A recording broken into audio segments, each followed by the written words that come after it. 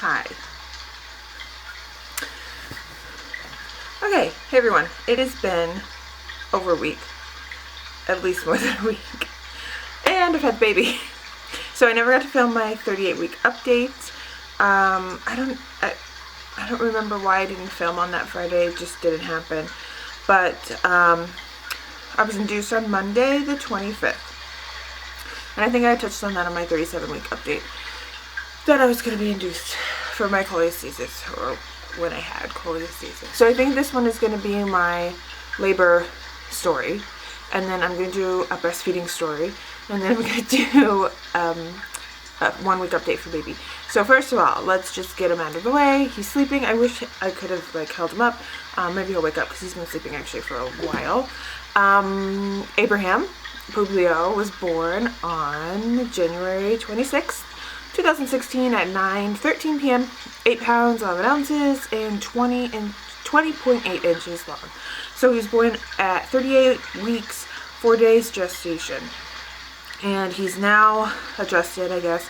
Do adjust if it's like a early, like, what is it called? Early term baby, I don't know. 39 weeks and 5 days? Yeah, because Friday he'll be 40 weeks, whatever. So, yay, I had the baby. It was crazy. I kind of knew my induction would be crazy because I was induced before and I kind of knew what was, gonna happen. But, okay, so that weekend was our last family weekend and it was actually pretty chill. My mother-in-law came on Saturday. I got a reflexology massage Saturday morning, which was really nice, but well, I don't know. I lost some plug on Sunday, so maybe it did start that. But it was really, really relaxing, and it was actually mainly focused on my calves and my feet, which was wonderful. It was literally an hour of feet and calves, which was nice. So, and then Saturday afternoon, my mother-in-law came. Sunday morning, I went to church. It was a little bit stressful because my mother brought some dogs, and it was just an overwhelming situation for the last day before we went to the hospital, but we got it all sorted out. Franklin, our dog, actually went to stay with a friend, and he's still there because the dogs didn't get along, so it was stressful. So, but now Franklin's still there, and he'll come back soon. It's better, and it was fine. But I think it was a hormonal thing too. I kind of had a breakdown. Not necessarily because I was going into labor, because that can happen too. This is nice, but because I knew I was being induced the next day, and my family was changing, etc., etc. So anyway, Monday morning, woke up. They called me at 6:52 in the morning. I just happened to remember that, and they said that your induction is on, because you can get bumped at my hospital, or I guess any hospital, for an induction. They just if there was a lot of births overnight or emergencies, there's no room for you. My case was not really an emergency. I needed to deliver before 39 weeks, but I had a couple days and it was fine. So I'm sorry, I'm pulling up my Instagram because I pretty much documented time-wise through pictures. So we get to the hospital around 8:45 and I get checked in right away, straight to a room, no triage or whatever, the pre-check. Some hospitals have a pre-check room. Straight into a room. Started Pitocin at, I think it was 9 or 9:15, right away. Started Pitocin. And so I think they started it at 2 or 1. So Pitocin is I think we start low, 1 or 2, and then the maximum was 30. So I don't know if that's 30 drips, or I don't know how it works, but I just knew the numbers. So 1 and 30. Started at 1, and not much happened. 9:42, I wrote down. They started Pitocin. And I was able to eat. There was a little debate about eating, and luckily my doctor was like, you can eat until you're in active labor, and I was obviously not in active labor. 10:21, they upped my pit. I was feeling tightening, but it was very mild, and I started working on a hat for baby. Oh, I should have pulled that. It's right behind me. I didn't address this. I decided not to tidy up because now we're in real life with a newborn, and it's actually not too bad. Just 2 baskets of laundry and just a little bit on this changing pad. Oh, I didn't put a time for this. They upped my pit again. This was in the morning because I was still working on the hat. Lunch at 11:57, and I was still feeling good. Too bad. I should have been feeling more, but I wasn't. Let's see. I started doing laps around the labor floor at 1:14, and it didn't do anything. And I was walking like fast. Like I was like, let's do this. Like I wasn't trying to tire myself out, but I was like, oh, let's start something because I've been already on Pitocin for hours. Ooh, a baby hiccup. Maybe I'll get up. And oh, this whole time I was wearing the external monitor, which I had to wear with floor, and I do really poorly with the external monitor, probably because I have excess abdominal tissue, which is what they say when you're chubby. And it was just sliding, and when I was walking, they couldn't pick them up at all. And so every time I would do a couple laps, they'd stop, and then we rest for a minute. It was like almost like counterproductive. But because you're on Pitocin, you have to be monitored for the baby's sake. 1:45, switched to the ball. Like started bouncing on the ball, nothing. 3:27, still I had some early dinner. Pit is up quite a bit. I don't know, I didn't write what it was, but I was still not in active labor. 3:50, my doula came for a visit. No, she came at like 1:50 to 3:45 just to check, and then she went home because I was not in active labor. Wasn't doing anything. Hanging out. 5:30, Josh got off of work. He went to work that day because he literally works in the same building of the hospital, just a couple floors down. So I sent him to work. I was like, you do not, I'm sitting here watching Dateline. You do not need to be with me. Still doing the external monitoring. Still nothing. I was having a lot of tightening, and it was tightening at the top of my uterus. Not like my whole, like it was kind of the whole thing, was more tight on top, which was not really doing anything for taking me into labor. 7:34, I must have hit 30. Like I went all day, up every half an hour or hour. They up my pit, up my pit, up my pit. I got to 30 pit, and which is Pitocin. Did I say that in case like nothing, no active labor. Like it was, I was having contractions, but it was not. It was like very mild. I think they checked me, and I was still like 2 and maybe 75% effaced, but mild. And so if you're scared of Pitocin, I know like people were like, oh, Pitocin contractions are crazy. Your body has to be ready. My body was not ready.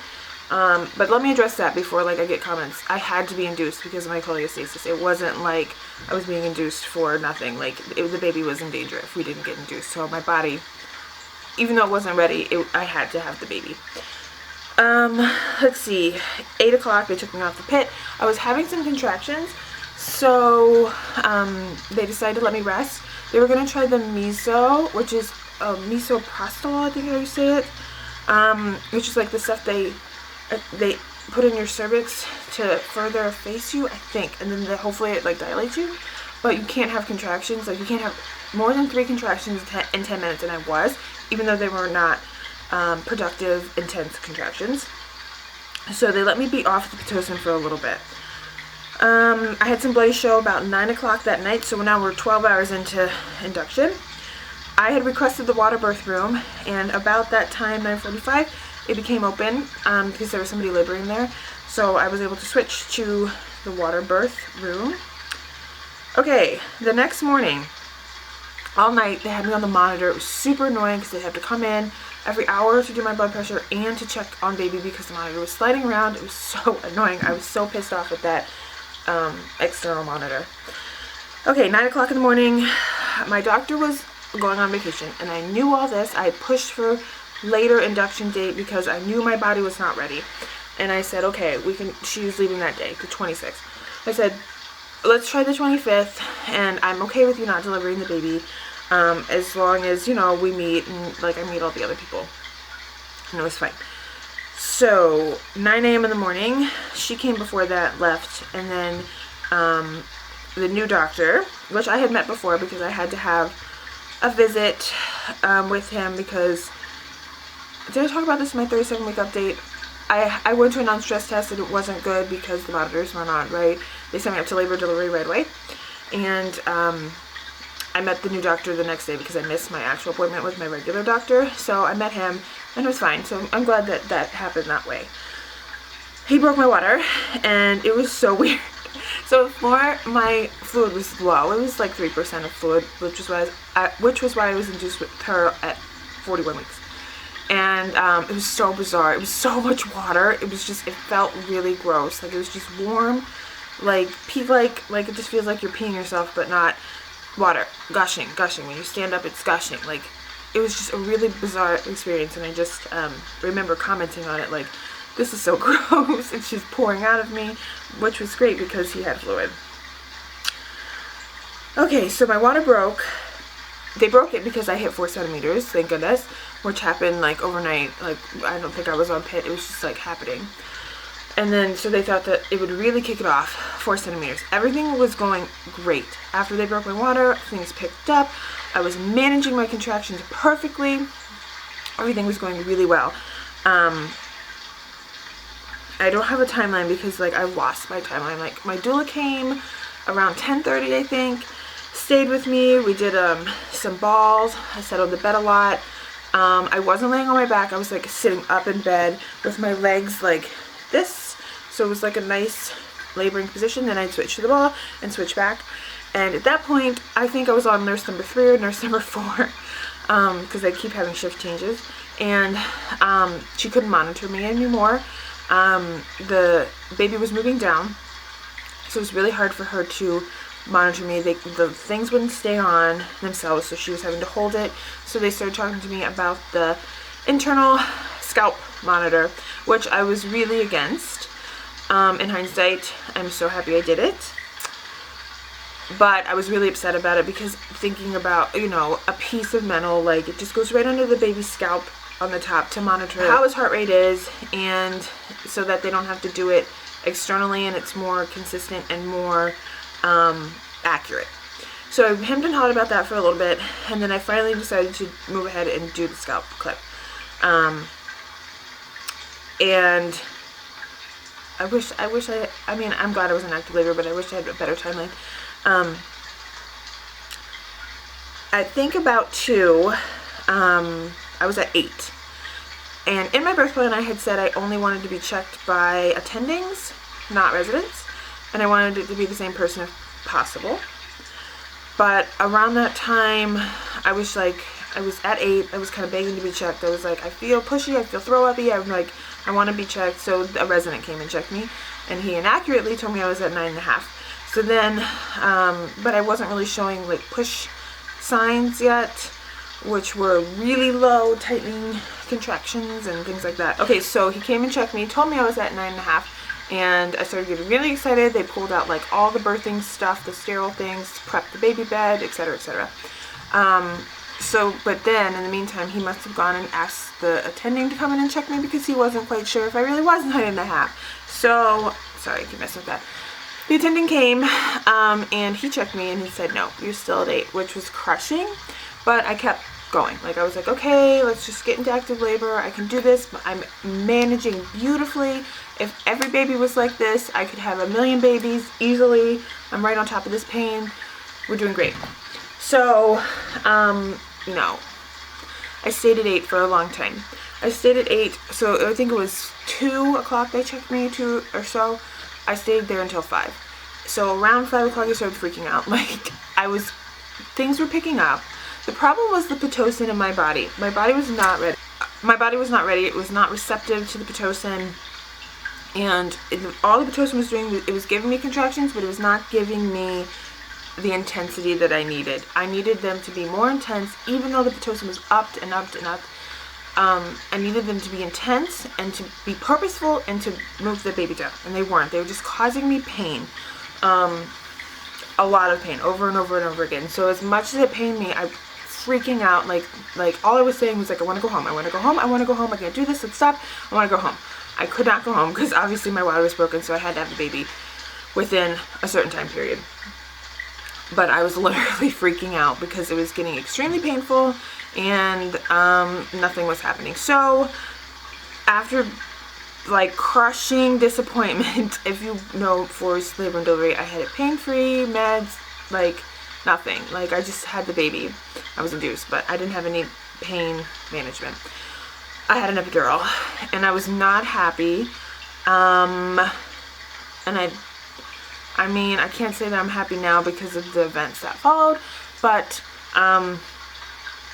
yeah, I had the epidural. My husband was like, I could tell he was disappointed, like not in me, but because like the situation for the baby. Like, it was just like a personal choice not to have the epidural, just because I just know like breastfeeding statistics, and I just didn't want to have it, and I ended up having it. So anyway, it took them 3 tries to get the epidural in. So 3 different spaces in my back, they tried.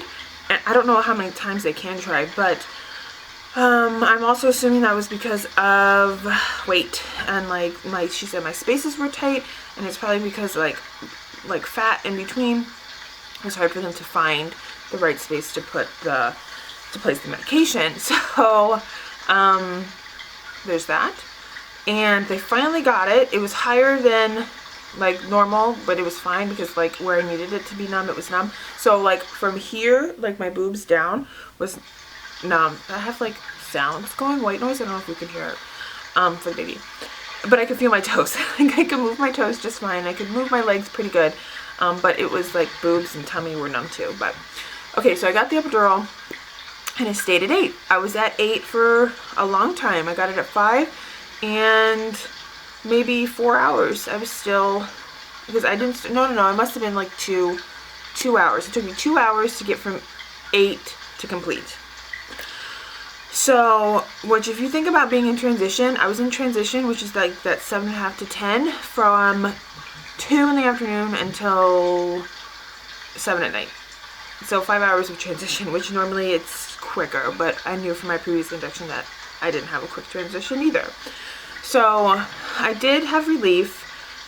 As soon as they placed the epidural though, they had me lay back, and my blood pressure like went way down. Like it went dangerously down. So all of a sudden, like a nurse came in, and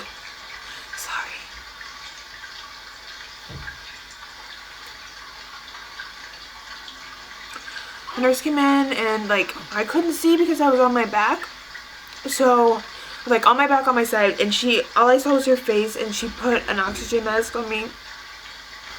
And then all of a sudden there were like 50 people in the room.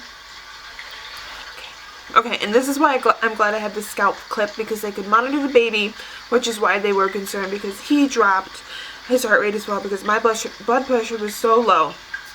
So they checked my blood pressure again, and then it showed it was like extremely high, probably because like there were 50 people in the room, freaking out. Josh was crying, I was like praying constantly. And then there was a resident who was like really calming in my face. She was talking to me about, okay, if your blood pressure stays low, we're just gonna have to do an emergency C-section. Like, these are the risks, this is what it is, this is why we have to do it. And her face, like, okay, she had a really calming bedside manner, which was super helpful, because it was a hard time. So, and really scary, because we didn't really know what was going on. So they got me positioned on my side, on my right side, which was fine. Like, the baby liked the right side. If they flipped me on my left side, my blood pressure was doing funny things. So I was okay staying on my side. They were watching the baby and watching my blood pressure, and everything was fine. 7 o'clock, they checked me, and I was complete. Like, I was ready. I was 10, I was ready to push. So I started pushing, and I didn't realize that it was this long. I was pushing for 2 hours, and it didn't feel that long. With floor, it felt like 2 hours. It felt like a long time. It's probably because I could feel every single contraction moving her down. But with the epidural, it's just like, I could feel everything, because I could still feel my toes. It didn't hurt as much as it did. It did hurt. But I couldn't feel like a ring of fire or anything. So I had 2 doctors. One was a OB resident, and one was a staff family medicine doctor, because we had family medicine, like, that was who admitted me, who started, who's our doctor, who's the baby's doctor, etc. So I didn't have an OB, but they have OB there on call. So she checked me. She said I was at 10, ready to push. They got me. I had to stay on my back because of the epidural. I was freaking out kind of about that, because I did not want him to be stuck. Like, Floor was stuck, had shoulder dystocia. So they had my doula on one side. This is the same as Floor's. Doula on one side. Who was on the other side? Josh. Holding my legs up. I was in a better laboring position, I think, because my legs were like bent all the way back and then pulled out, and there was the family medicine and the OB resident down helping me push. And my pushing did feel really effective once I got into the rhythm of it. And I don't know if this is TMI, but like everyone's afraid of pooping during labor, but if you poop, like, you know where you're pushing, and if you're pushing in the right place. So I'm thankful that I did during this labor. I didn't with Flora. I'm pretty sure I did it. Josh would have told me. Because I knew it was pushing correctly, and it was becoming critical that I was pushing this baby out. So they had the scalp clip on, monitoring him. Within the last 10 minutes of pushing, it was becoming clear that something was wrong, and there was an OB staff that came in, and she was really scary, and I'm glad that she was scary, but she was really scary. Like, she came in, and like, I don't know, I didn't want to see, I didn't want to feel anything, but I could tell they like opened my like vagina and were like, when I was pushing, and like helping me assist, like, there's the head, like, you need to push right here, this baby needs to come out, because apparently she was watching outside the room on like a monitor to make sure the baby was okay. So she came in like screaming, like funny but firm, like really firm, like, you need to push the baby out. I'm gonna give you 5 minutes to push the baby out, or like, we're gonna have to do something. So so I was really pushing really hard. It became like clear something was wrong. So I pushed for 5 minutes. I like really tried to give it my all, and they had to use a vacuum on him, which was good because it got him out, and he was stuck like Floor, but only slightly. The biggest problem was his cord was wrapped around.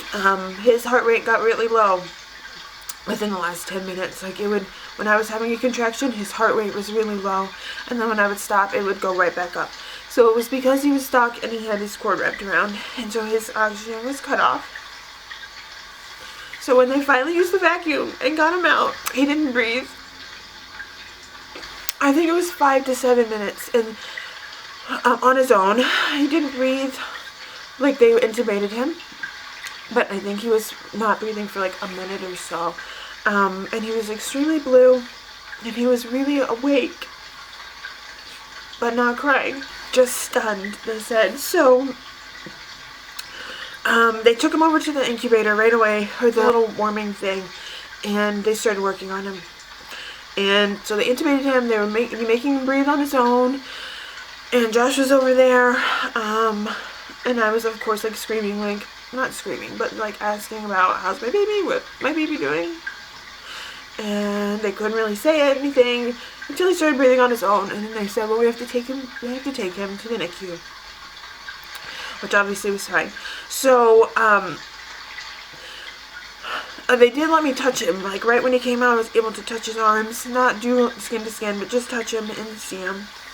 And so they took him, and Josh went with him, and it was fine. Like Floor's birth, I had a hemorrhage, and I don't know if it's because that's how my body is, or it's because if you have Pitocin, like, you're more, or you have induction apt to hemorrhage. No tears or anything, thank goodness, but there was a lot of blood. And I delivered with the placenta, and everything was fine with that. So Josh went, and I didn't hear anything from him. So he, my doula stayed with me for a little bit. They got me cleaned up. They got me some food because I hadn't eaten in like 27 hours or something. And I was just waiting to hear from Josh. So he texted me finally, and he said that they're going to come with the neonatologist and talk to me about the baby and say what was going on. So they had to, this is kind of long too because it's like the NICU stay. He ended up in the NICU for a week. They had to do something called cooling, which is when his oxygen was cut off. He had like excess CO2 built up in his brain, and so they cool the body down to about 94 degrees to slow everything down, his whole metabolism down, to give his body a chance to process and get rid of this excess CO2 on its own, so that he didn't have, or doesn't have, potentially developmental delays later, etc. So from Tuesday night, which was also Josh's birthday. He was born on Josh's birthday. Friday night starting at 10:25, for 72 hours he was cooling, which was where he was at 95 degrees, or 94 degrees, constantly. to give his body a chance to recuperate. He couldn't eat, couldn't be held. He was just cold for 72 hours. So that's like the condensed version of that. He did start breathing on his own. Like they took the tube out the next day. They kept it in to be safe. So that was fine. He does still have kind of a big bruise from the vacuum. They put on a EEG to monitor for seizures during the cooling process. They had a PICC line in. They had an IV in. They put lines in his umbilical cord so they could draw blood and monitor him that way. I can't remember what else. He had every single thing coming out of him. Oh, I forgot to mention I had the scalp clip, and then I ended up getting an internal monitor for my contractions because they couldn't tell how the Pitocin was giving like the intensity of my contractions. They can't tell that from the external monitor, only from an internal monitor. So I got that. And then there was something else. Oh, they were giving him fluids through that too because my water was broken for so long. He didn't have anything to, like, he didn't have amniotic fluid. So they're giving him this amniotic, or this fluid as well. So I had that coming out of me too. But and he had all those things. He was cooling. Friday night he was finished cooling, but then he needed to warm up for 12 hours. So they slowly raised his temperature over 12 hours. Saturday at noon, finally he was up to the correct temperature, and I was able to hold him, and I was able to nurse him for the first time. He wasn't getting anything to eat. He was getting, like, in his stomach, he got TPN, which is total whatever nutrition, I don't know, something nutrition, to help him, you know, because you can't live on nothing. He was getting, like, dextrose, like sugar water, but that was it. And they don't lose weight during all this because their metabolism is so slow that that's not really a concern. But he was a little fussy during that time. He was consolable because obviously he was cold and he couldn't eat. But they had to give him a couple doses of like morphine and to calm him down, because if he cried or if he shivered too much, like it would be counterproductive because he would be getting warmed up, and then that's not good for the CO2, like getting rid of all that. So anyway, held him, nursed him, and then we had to wait and see how he did. So we were in the NICU until Tuesday morning, Monday morning, it must have been Monday morning. He had to have an MRI to check his brain for bleeds or anything. He had that Monday. He has a couple of little spots on his brain from oxygen deprivation that are just there. They're just like dead tissue. They're really tiny, just 2 of them, and they can't say like if it's going to affect anything, because normal people who don't have oxygen deprivation, they do scans on them and they have spots as well. Oh, he's finally waking up. We gotta go to the doctor, Bob. We actually have to go to the doctor really soon, so I'm glad he woke up. Here, let me show you. Okay, so we had his MRI. That was fine, but then they decided because he lost a little weight that he had to stay another night in the NICU, which is not, it's normal, but in the NICU they don't want to see that. They don't want to see babies losing weight. So I know we're gonna go. He gained weight yesterday, and we were finally able to come home. The last piece of this is, I don't know if you can see, he's wearing a little splint. He got palsy from being stuck, which is where you want to eat, don't you? I'm going to do my breastfeeding update soon. His shoulder was damaged, like the nerves in his shoulder were damaged during, like when they pulled him out. Or it could have been from being stuck on my shoulder pad. We don't know. My shoulder, or my pubic bone. So anyway, that's my labor and delivery story. It's crazy.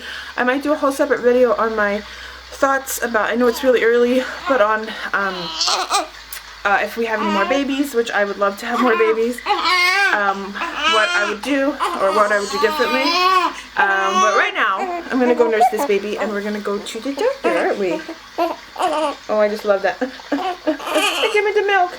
I know. Okay, thank you guys for watching. I'm sorry that it was kind of like, took so long, but obviously now you know why it took so long to get you an update. I'll talk to you guys later. Bye!